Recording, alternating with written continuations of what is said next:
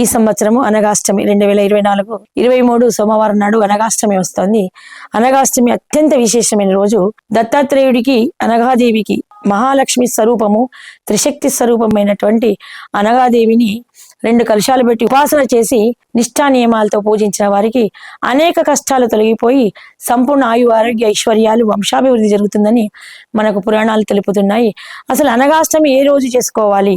మార్గశిర బహుళ అష్టమి అంటే దత్త జయంతి తర్వాత 8వ రోజు వచ్చే అష్టమిని అనగాష్టమి అంటారు.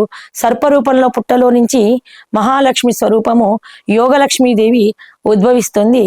అసలు మనకి దత్తాత్రేయుడు, అనగాదేవి వివాహం చేసుకున్నారు దంపతులని చాలా మందికి తెలియదు. కానీ దేవతలను మంచి శిష్యులుగా స్వీకరించాలంటే వాళ్ళకు ఒక పరీక్ష పెట్టి ఒక భోగిగా, ఒక స్త్రీలోలుడిగా భగవంతుడు కనబడతాడు. అనగాదేవితో సరసల్లాపాలు ఆడుతూ ఉండడం వలన దేవతలంతా కూడా ఇతను స్త్రీలోలుడు, ఒక వేషలోలుడిగా ప్రవర్తిస్తున్నాడు, ఇతను మనకు జ్ఞాన బోధన ఏం చేస్తాడు అని వెళ్ళిపోతారు. దేవతలందరినీ, ముని సంఘాలను పరీక్షించడానికే అనగాదేవి ఉద్భవించింది.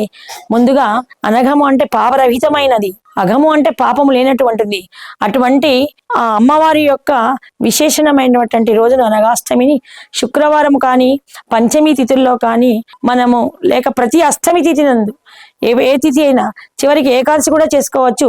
కాకపోతే అనగాష్టమి రోజు అమ్మవారిని పెట్టుకొని ఒక 8 అష్టములు ఈ పూజను వ్రతంగా చేసుకున్న వాళ్ళు కుటుంబ సమస్యలు ఈ మధ్యలో కలికాలంలో బాధిస్తున్నది ఏంటంటే, పిల్లలు చిన్నప్పటి నుంచి అతి గారాభంగా పెంచుకొని 1-2 పిల్లల్ని పెంచుకొని వాళ్ళు పెళ్లిళ్ళు కాగానే 2 రోజుల్లోనే తల్లిదండ్రులను మర్చిపోయి అవమానకరంగా మాట్లాడేటువంటి ఆ మాటలు తల్లిదండ్రులను బాధిస్తున్నాయి. అటువంటి వాళ్ళకి, మరియు విద్య ఎంత చెప్పినా తలకెక్కని ఆ పిల్లలకి, మెమొరీ లాస్ ఉన్నటువంటి, ఎంత చదివినా కూడా పరీక్షల వేళల్లో, ముఖ్యంగా 10th క్లాస్, ఇంటర్మీడియట్ చదివిన పిల్లలకు టర్నింగ్ పాయింట్ అది.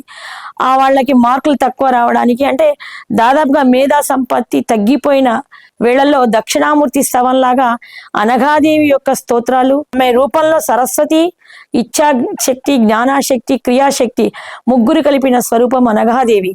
ఆమె సంపదను, జ్ఞానాన్ని, శక్తిని ప్రసాదిస్తుంది. కాబట్టి విద్యార్థులకు అనగాదేవి తీర్థప్రసాదాలు ఇచ్చి అనగాష్టమి రోజు వారి పుస్తకాలు తెచ్చి పెట్టి అక్కడ పూజించడం వలన అనేకమైన సమస్యలతో మంచి జ్ఞానవంతులు అవుతారని మనకు ప్రమాణం ఉంది. జై శ్రీరామ్.